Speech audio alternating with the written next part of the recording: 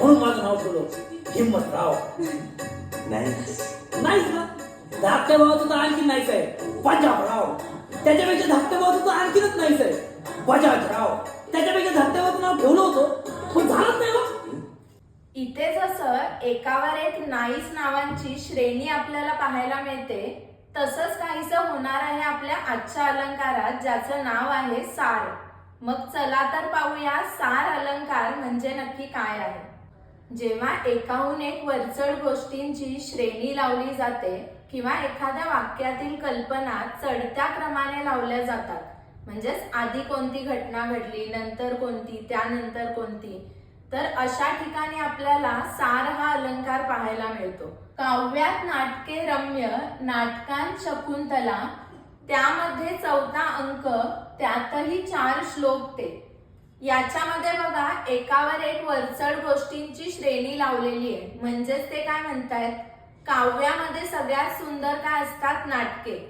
नाटकामध्ये पण सगळ्यात सुंदर कोणतं नाटक आहे, शकुंतला. आता या शकुंतला नाटकामध्ये पण सगळ्यात सुंदर काय आहे, त्याचा 4था अंक.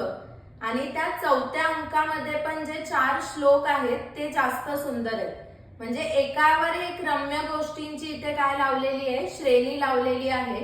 त्यामुळे इथे सार हा अलंकार होतो. आधीच मरकट तशातही मद्य प्याला, झाला तशात वृश्चिक दंश त्याला, झाली तयास तदनंतर भूतबाधा, चेष्टा वधू मग किती कपीच्या आघाता. म्हणजे आधीच माकड हे मस्तीखोर असतं, ते बेभान होऊन इकडून तिकडे धावत असतं. त्यातही ते काय म्हणतायत की तो मद्य प्याला, म्हणजे ते दारू प्यायलं, त्याच्यानंतर त्याला विंचू चावला, वृश्चिक दंश झाला म्हणजेच विंचू चावला. त्यानंतर म्हणजे एवढं काय कमी होतं तर अजून एक काय झालं, त्याला भूतबाधा झाली.